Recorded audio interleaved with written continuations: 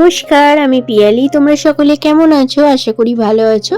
আমরাও সকলে ভালো আছি। আজকে আবারও একটি নতুন ব্লগে তোমাদের সকলকে স্বাগত জানাই।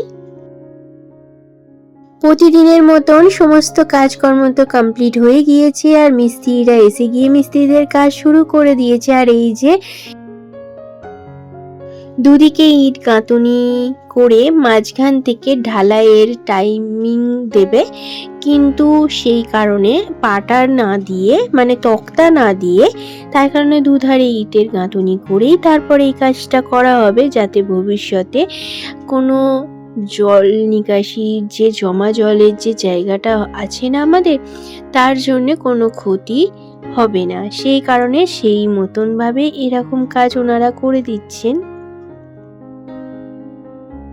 পুরো টাকচারটাই গাঁথুনিটা শুরু করে দিয়েছে, অর্ধেকটা গাঁথা হয়েছে, এখনো অর্ধেকটা বাকি আছে। যাই হোক, আজকে সবটাই গাঁথা কমপ্লিট করে আগামীকাল ঢালাইয়ের মানে ওই যে লম্বা যে ঢালাইয়ের যে টাইপিংগুলো সেগুলো দেওয়া হবে।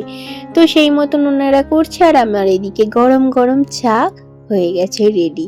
তো এটাই এবারে দিয়ে দেব মিস্ত্রিদেরকে, ওনারা খেয়ে আবার বাকি কাজটা আবার শুরু করে দেবে। যাই হোক, চাটা তো দিয়ে দিচ্ছি, এবার আমিও একটু খাবো। আমার খাওয়া হয়নি, তো তা না আমার অনেকটাই বেলা হয়ে গিয়েছে, কারণ এখন প্রায় 9টা বেজে গেছে। আর তার আগে আমার হাজবেন্ড, আমার ছেলের, ওদের দুজনার খাওয়া হয়ে গিয়েছে, যেহেতু লিকার চা। আর আমি তো কফি খেতাম, শুধু ব্ল্যাক কফি। এখন মিস্ত্রিদের জন্য দুধ চা করা হচ্ছে বলে তাই কারণেই দুধ চাটাই খেয়ে ফেলছি, আর এখন আর কফিটা আর ব্ল্যাক কফিটা খাওয়া হচ্ছে না। আর শীতের জন্যে না একদম আর মানে বইছে না শরীরটা। শীতের জন্যে আলসা কাতুরি ভাবে একটা অলসতা ভাব একটা মনে হচ্ছে। আর কি করব, এই দেখো আরও এদিকের গাঁথুনিটা আরও কিছুটা এগিয়ে গেছে, অনেকটাই সময় বলতে পারো, আধা ঘন্টা বাদই। আর ওনারা খুব তাড়াতাড়ি কাজগুলো করে ফেলছে, আর খুব তাড়াতাড়ি হয়েও যাচ্ছে সেই মতন। আগের ঘর বাড়িগুলো যখন ছিল তখন জায়গাটা একটা অন্যরকম একটা দেখাতো, আর এখন যে কাজকর্ম করার সাথে সাথে ঘরটা যে তৈরি হচ্ছে, যে ফিনিশিংটা, তার স্ট্রাকচারটা সম্পূর্ণ একটু আলাদা রকম আর কি, দুটোই আলাদা।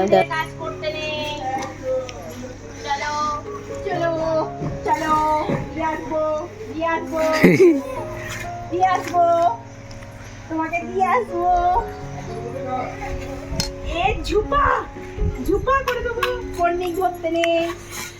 জায়ের মেয়ে তো চলেই আসছে, ও তো একদম কোনো বাধা মানছে না। যাই হোক, ওকে বুঝিয়ে বাজিয়ে দিয়ে আসা হলো। আর এখন এবার আমি ঘুগনি মুড়ি নিয়ে নিলাম, আর তার সাথে অল্প একটু পেঁয়াজ কুচিও নিয়ে নিয়েছি। ছেলে খেয়ে নিয়েছে, আর আমি তারপর কিছুক্ষণ বাদে খেলাম, কারণ আমার ভীষণ ঠান্ডা লাগছিল, তাই কারণে।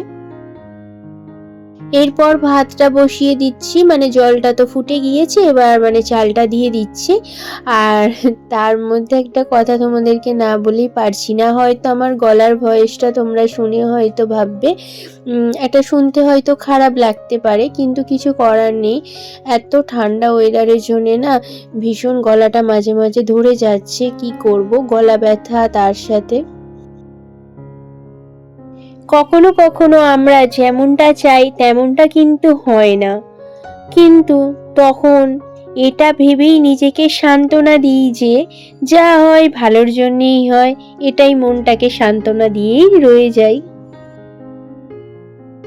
যেহেতু গত রবিবারে মাংস তো রান্না হয়নি, তো আজকের যেহেতু বুধবার, সেই কারণে মাংসটা আনালাম, একটু মাংসর ঝোল ভাতই করে নেব বলে। আর সেই মতনই মাংসটা চাপিয়ে দিলাম, আর তার সাথে একটু ছেলে বলল একটু মা ডাল সিদ্ধও করো, তো তাই জন্য ডাল সিদ্ধও করেছি।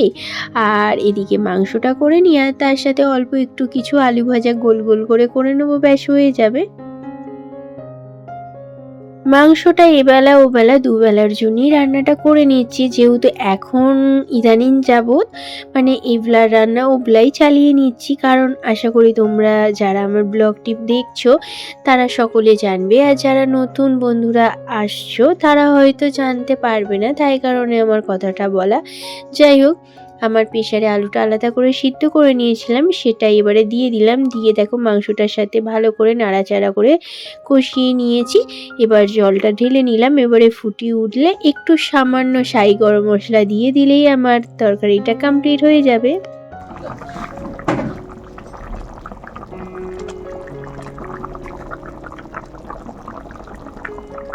মাংসটা তো ফোটা কমপ্লিট হয়ে গিয়েছে আর নামিয়েও রাখলাম। আর এদিকের কড়াতে আমি একটু আলু ভাজা, বললাম যে চাকা চাকা করে আলু ভাজা একটু করে নেব, তো সেই মতন এবার ভাজা করে নিচ্ছি। আর এত আমার মাথাটা গেছে বলতে পারো বন্ধুরা, কারণ আমি না গ্যাসের ফ্লেমটা যে কমিয়ে আমি ঢাকা চাপা দেব সেটা আর আমার মাথায় ছিল না। তো এমন কি বলবো, মানে জোর করে গ্যাসের মানে ভলিউমটা ঢাকা ছিল, তাই একটু পুড়ে গিয়েছে। আর এদিকে ডাল সিদ্ধটা হয়ে গিয়েছে, কাঁচা লঙ্কা পেঁয়াজ কুচি দিয়েই মাখলাম। সকলকে দিয়ে তার মাঝে আমি নিয়েও খেতে বসে গেলাম। আর তার মাঝে ছেলের আজকে ঠাকুরকে জলটা দিয়ে দিয়েছে। খাওয়া দাওয়ার বাদে এবার আবার কোমর বেঁধে কাজ করতে নেমে পড়লাম। যাই হোক, এবারে গ্যাস পদ্ম মোছামুছি করে নেব। ঘেঁষিলের জিনিসগুলো যেখানকার সেখান মতন জায়গা মতন রেখে দিলাম। এগুলো একটু অগোছলো হয়ে থাকে, তো রান্নার সময় তাড়াহুড়ো করে তখন গোছানোগুলো হয় না। তো ওগুলো করে নিয়ে গ্যাসটা এবারে মুছে নিচ্ছি ঠিকঠাকভাবে। মানে যেহেতু এই যে মাছ মাংস করলে না খুব তেল ছিটে পড়ে যায়, আবার এই জায়গাটা একটু মানে তেল ছিটেটা বেশি পড়ে গিয়েছে, আবার একটু স্কচব্রাইট দিয়ে মুছে নিতে হবে। এখন সন্ধ্যার সময় চলে এলাম বলতে পারো। এখন 5টা বাজে, মানে সন্ধ্যা। সাঁঝবেলা তো হয়ে গিয়েছে আর মিস্ত্রিদের কাজও হয়ে গিয়েছে। তো সেই মতন আমি এবার চাটা বসিয়ে দিচ্ছি।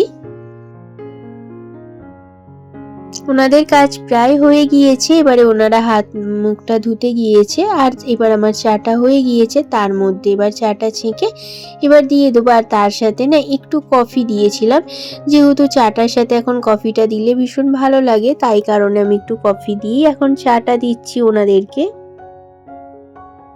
আমাদের কখনো কখনো ওই যে বললাম না, যেমনটা চাই তেমনটা হয় না। ওই যখন যেটা হাতের সামনে যেটা পাই সেটা নিয়েই করে দিই। আর তাতে কিন্তু কোনো কিছু খারাপ হয় না। মনে একটু মানে অশান্ত ভাব থাকলেও ওই মনের ভাবনাটাকে একটু বুঝিয়ে দিই যে যা হচ্ছে ভালোর জন্যই হচ্ছে আর কি। যেমন বলো না, আমরা কি ভেবেছি আমাদের একটা স্বপ্নের বাড়ি হবে আর সেই বাড়িটা আমরা একটু একটু করে গড়তে পারবো। তো যাই হোক, আমাদের ভাবনার বাইরেই এটা ছিল, তো ভাবনার থেকেই এটা হয়ে গিয়েছে। তো তাই জন্য যা হচ্ছে ভালোর জন্যেই হচ্ছে। ওনাদেরকে চা দিয়ে তারপর সন্ধেটা দিয়ে দিচ্ছি।